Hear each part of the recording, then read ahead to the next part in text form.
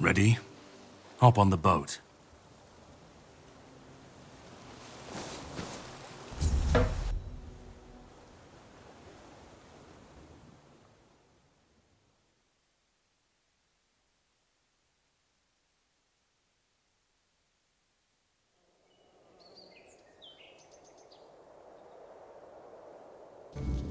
The sea was restless, waves slamming against the hull as you left the island asylum behind. Garadoc's boat cut through the black waters, its course set for Avalon's shores. Then the deep stirred.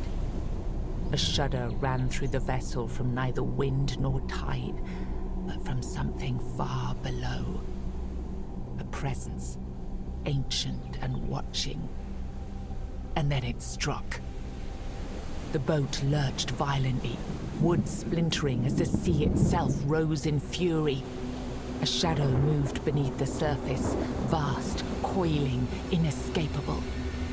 The next wave swallowed everything. Darkness took you. Salt filled your lungs, and then light. The crash of waves, the cold kiss of wet sand. You were alive. The sea had spared you, but not without a cost.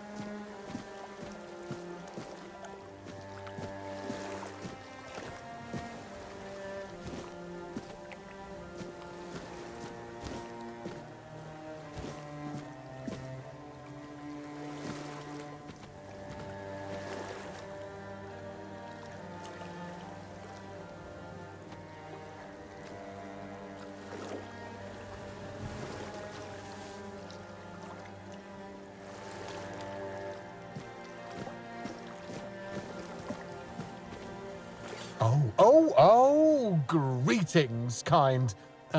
Sir? Madam?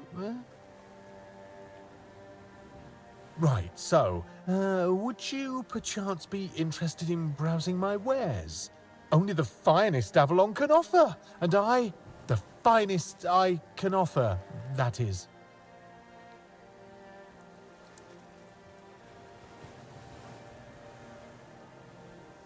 Right, of course, silly me. Oh, you'll have to excuse me, I have very bad eyesight. This is a thing that happens to humans, right? I mean, I'm pretty sure it is.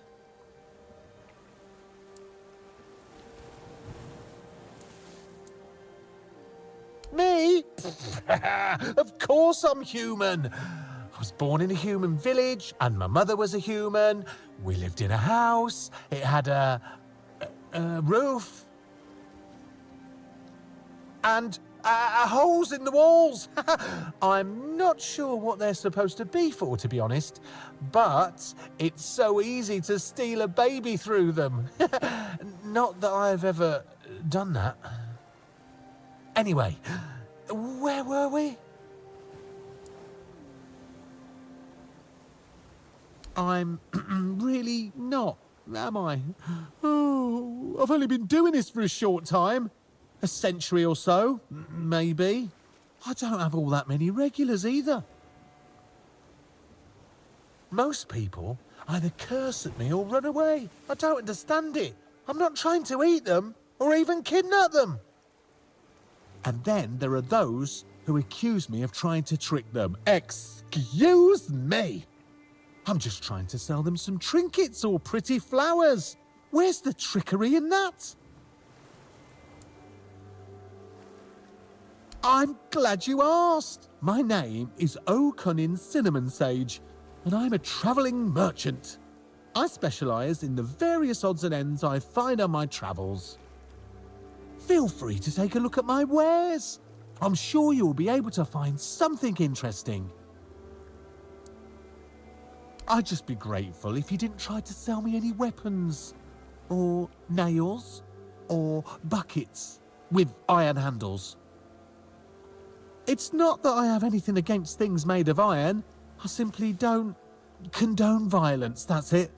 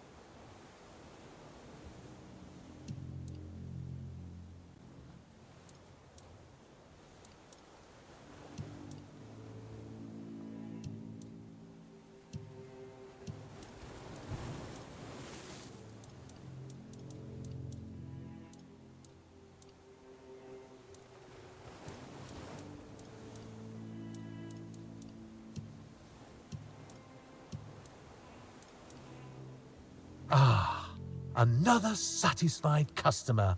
That makes 2. Although the first one never came back. But you will, won't you?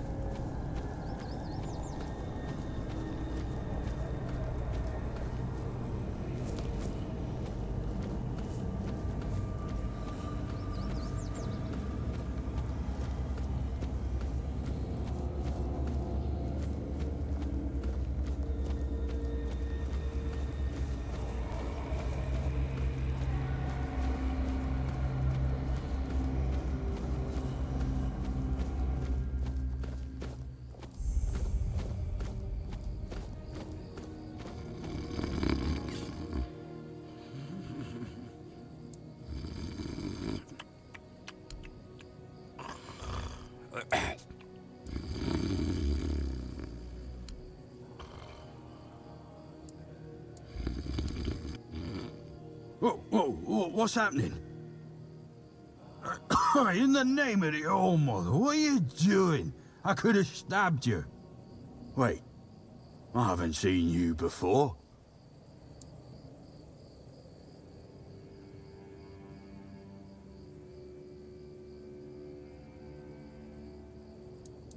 But we don't just let anybody in, pal. You need to have, things, proof. Things to prove you're safe. For Haven. Yeah. This pin. I can't say I see it very clearly at this, present moment, but it does look important. Very official. But I remember Fergus said something about all this, these emblems once. Oh, yes, I remember now. I welcome thee, ye, royal person, on behalf of the keepers. You are a great friend to our home. Welcome. Please, speak with Fergus. He's our quartermaster. He runs things around here in the captain's absence. He'll greet thee properly. Have a pleasant rest of the day. Open it up, boys!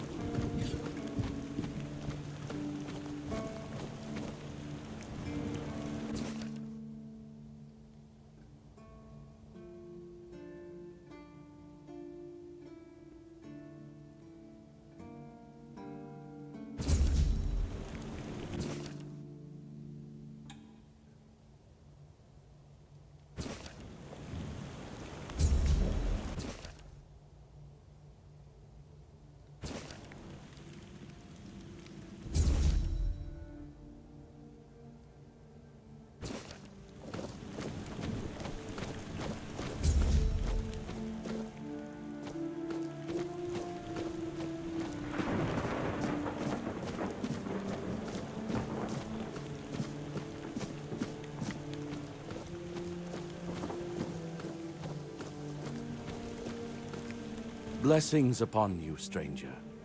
May the word always resonate within your soul.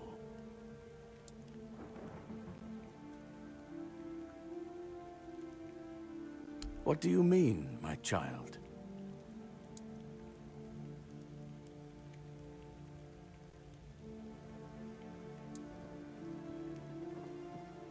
Indeed, my child.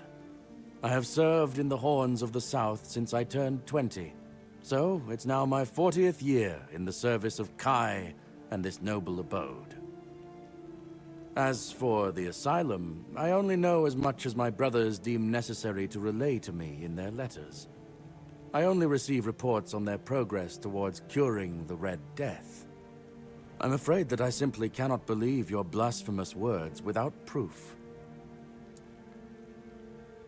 So it's your word against the word. Let's leave it at that. As prepared as any men can be against something they barely understand. Swords and fire will hold back beasts, but what of the creeping rot that twists flesh and mind alike? But there is one thing. The Excalibur they keep here. It has not been wielded in an age, yet the weird does not creep near it. Well, even as it rests upon its pedestal, the air around it remains untouched. The tendrils of corruption that strangle stone and steel refuse to claim it. The Keepers may not see it for what it is, but I do. There is power in that blade. Something ancient, something beyond the Church's teachings. And if it truly holds back the weirdness, then perhaps it was never meant for men alone. Safe? No. But safer than most, I suppose. But tell me, what is safety, truly? A stronghold? A weapon? A prayer? I've seen men with all three fall just the same. So no, I do not feel safe. But I do feel watched. And sometimes that is enough. It's a sickness, a corruption, but also a mystery. Many of my brothers would call it a curse, a stain upon Avalon that must be purged. And yet, I wonder, did Kai not teach us that all things have a purpose? That even suffering carries wisdom? The weirdness twists and warps, yes. It consumes and it takes. But it also gives. Life grows in its wake, strange and terrible, but life all the same. If we are to fight it, we must first understand it. And that is what frightens the Church most of all. Understanding. Certainly, Kai's blessings know no bounds, but sometimes it's useful to seal them in a handy flask.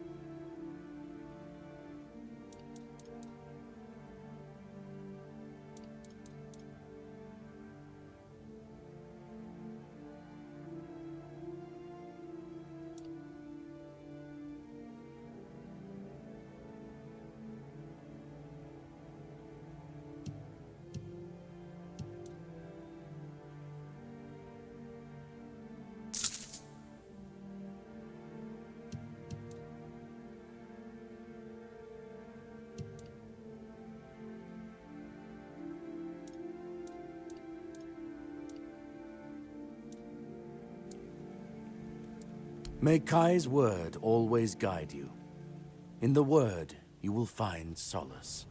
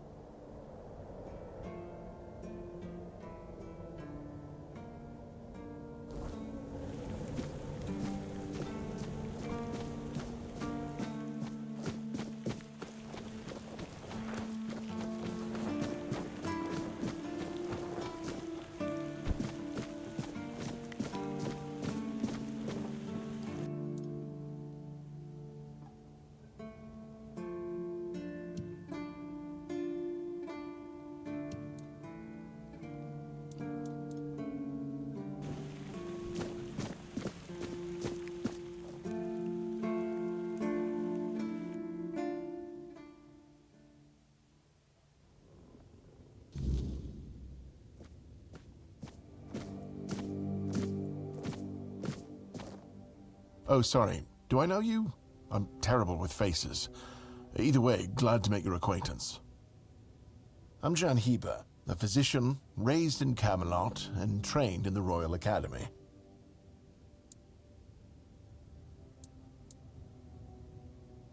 Is some local witchcraft I've been trying to make sense of.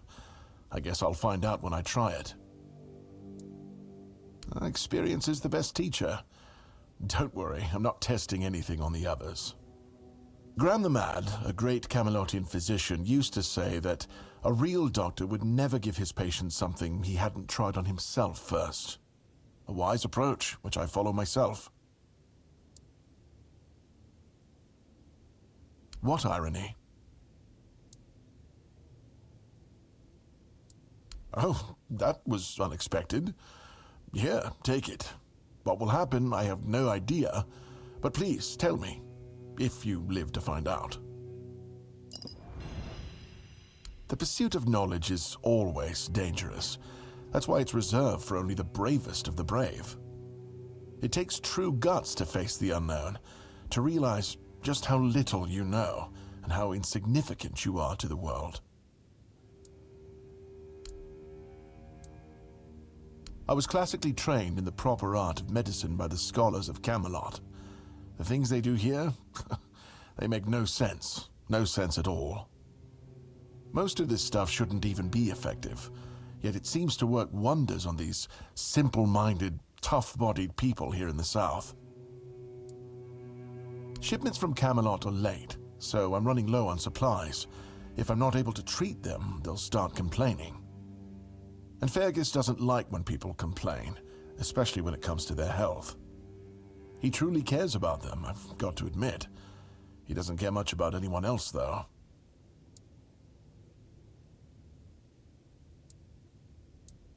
Healing diseases, sometimes cutting people open. Oh, and pulling out teeth seems to be a leading cause of concern for everyone around here. Me pulling teeth in the arse end of the world? My friends back in Camelot would laugh their brains out. I don't dream about anything anymore, so sleep feels like a waste of precious time. Fortunately, back in Camelot, I found a mix of remedies that can keep me awake for a whole week. It was quite popular in our study group. Oh no, every physician needs his secrets. But I can sell you some if you promise not to tell any of the higher-ups. There are side effects. You won't fall asleep for a while, but the moment you do, well, you'll feel like you died and came back to life, only to die again. So you either take the next dose or endure it. I can endure it because I don't have a post to attend to, but our brave soldiers, well, that'd be risky. Well, they already trust my word, and I'll be sure to deny everything.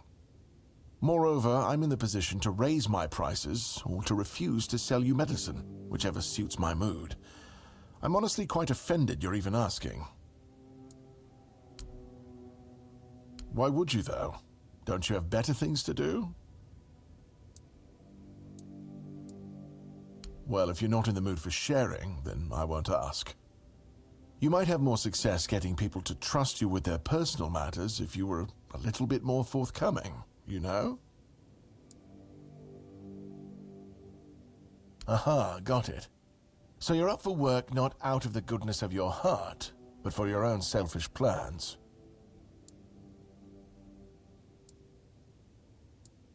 Oh, now you're speaking the language of Timberwall. It does pay, but we haven't settled on a shared definition of well, have we? I guess we can see about it after the job's done. But all right, if you're a mercenary, then I do have a job for someone who'd be willing to risk their life in exchange for material goods. Straight to the point, eh? All right. I need someone to perform a ritual within a stone circle nearby. You go there, read a spell, do whatever needs to be done, come back and tell me exactly what happened. In Camelot, maybe, but this far south? Nobody cares. I've spent my entire life digging through scrolls and books in pursuit of their knowledge. I've been reading about their rites and the descriptions of their rituals. Look, I'm sure they were onto something. They knew much more than we do, but it feels like there's a veil wrapped tightly around that knowledge. It's like I need to find the right spell, the right ritual, something that will unwrap it for me.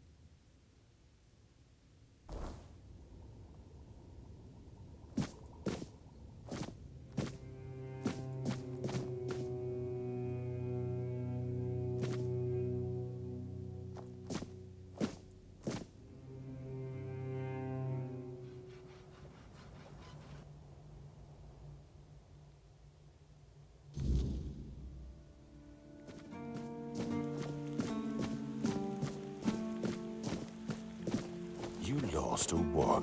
Sir, I haven't seen you before. I wasn't expecting any guests, and you don't look like a new recruit. And yet, Odrin let you in. He's not drinking again, I hope. Most unfortunate, but that explains why you just strutted into the horns. I'm afraid I'll have to take action. The name's Fergus, and I assume you already know I'm the quartermaster here. Now state your business. And please, try to be convincing, or the walls of this fortress will be the last thing you'll ever see. Yes, I know. And that's why you're still standing in front of me. However, these pens were only given to certain people. They mean that in times of trouble, these people will always find a safe haven here in the Horns. And that makes me wonder, what happened to your friend? Where is he?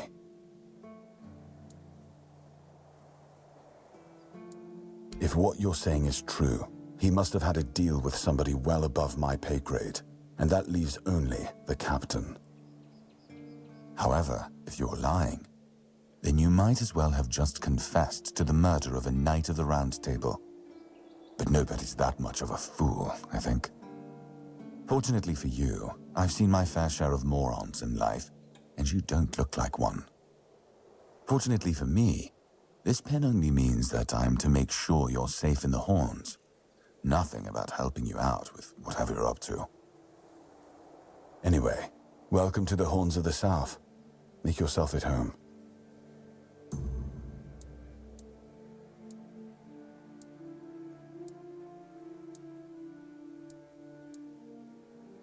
That's one of our tags. Every soldier gets one when they pledge their loyalty. I just hope the body you took it from was already cold, because killing a keeper would land you in some serious trouble. You know, here's what I'm thinking. If you stumble over any of our fallen keepers out there, bring me their tags. Sure, they all swore to stay here until the bitter end, but they have families who deserve to know what became of them. It's part of my duty, but since I can't send any more beyond these walls, maybe you could lend a hand. I'll pay you for every tag you bring back.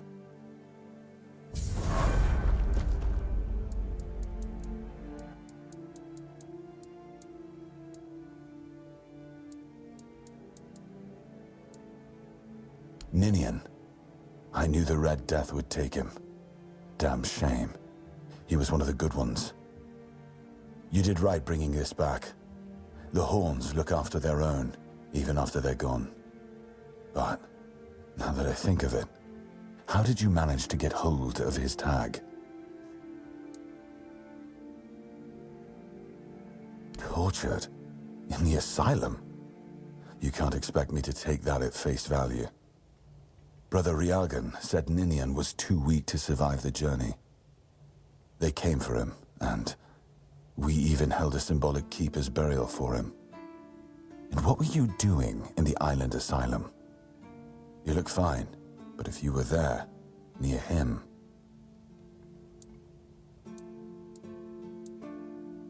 I honestly think your sense of humor is the worst, but I have to respect your unwillingness to share your story.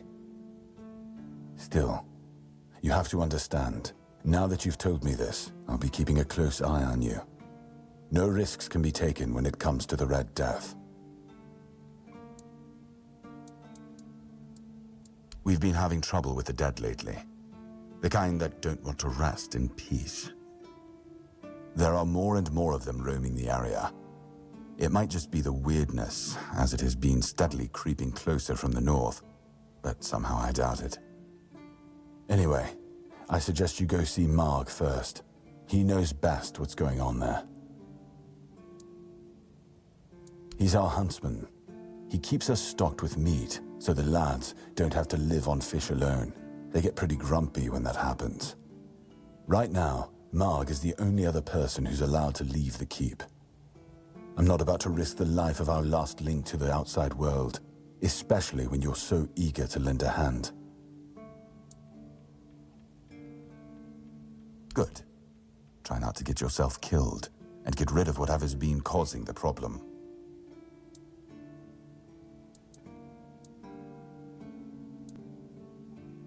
Yes? Did you find out what's been happening out there? Why not? Don't tell me you're afraid of ghosts. Just don't annoy them and you'll be fine. Just as I thought. If you have friends among the knights, you'll want to talk to the captain. But that's not happening anytime soon. Because I said so. What? Did you really expect that you could just enter our keep and head straight for the captain's quarters? There wouldn't be much point in having walls and guards here if anyone could just do that, would there?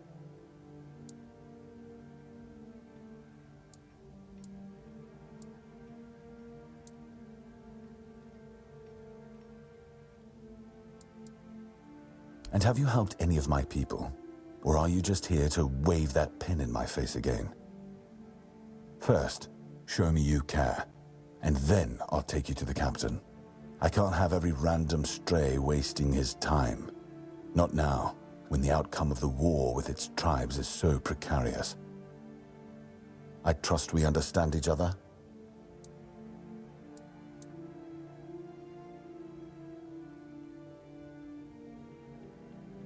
Good. Come back when you've proven your worth to the Horns of the South. Then we'll talk.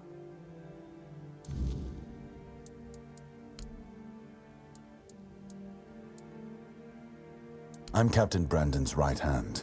He deals with the serious matters I don't want to know anything about. I take care of our everyday life. Fine then. This is the keep.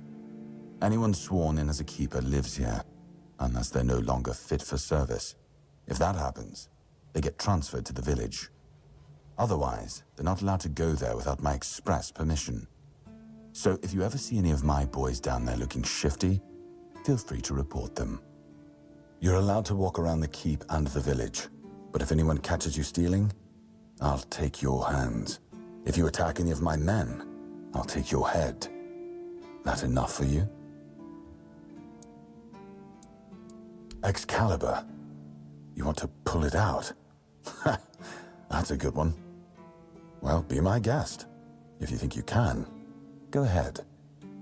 But unless you're King Arthur reborn, I wouldn't count on it.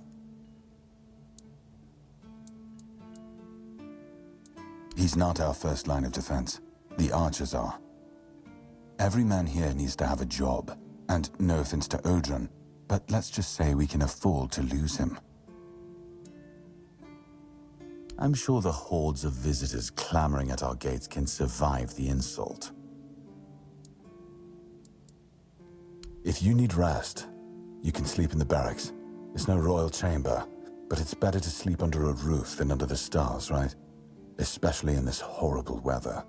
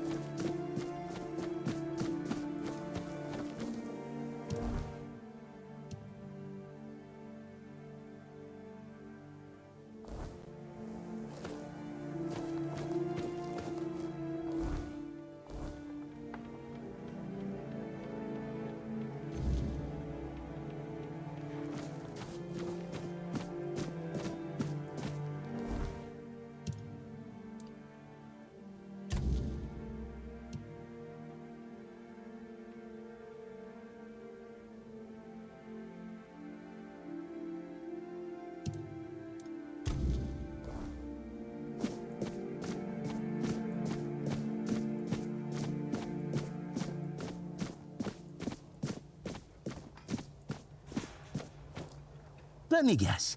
Camelot, no? Timberwall, also no? So you're not from the north? Ah, of course. You must be from Connacht. I should have guessed right away. So, who's in charge there now?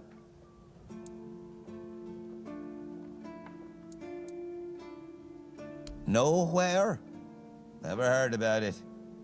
Must be a shithole like no other. And I think I won't learn much about politics from you. You know, people are talking about rising unrest in the north, and a secret coalition preparing a coup at the highest levels of power. And that whole plague thing is just a tool to reach their final goal. The Red Priests are also trying to get something out of it. And to be honest, it's not gone too bad for them. The druids are out of the picture already. Well, sure. They want to establish a new order on our island. And it's not clear who's involved in the whole mess. Maybe. Maybe our captain is even involved. Hell knows. They have their people everywhere. Damn it, you could be one of them too.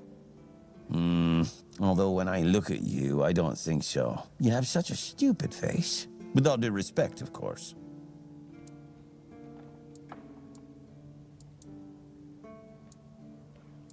That's the case. Those sons of bitches are good at hiding. They kinda blend in and live among us. It's hard to tell if it's hideous magic or some other tricks. Wait a minute. I'm not suggesting anything here. I'm just thinking out loud. It doesn't make sense that the plague appeared just like that. Out of bloody nowhere? Hell no. It's a high-stakes game. Power over us, of course. Over our bodies and souls. Over Avalon. Over the whole damn course of history. You see? It takes one to know one. And that means we're just pawns. Folks like us won't change anything. But we have to talk out loud. It suits them when everyone keeps their mouth shut. You know, I've been thinking lately. What if King Arthur is just a stupid fairy tale? What if the nobles and others involved in the whole conspiracy just made him up? And us peasants eventually just started to believe in it. You know, one story for everyone. They drilled it into our heads, and drilled until it finally stuck. And then they built statues, wrote books, and everything else. You finally get it. It's just a pity that there are so few like us. Well, we just have to keep going, eh? And while we're at it, I have to get back to work. I'm on duty.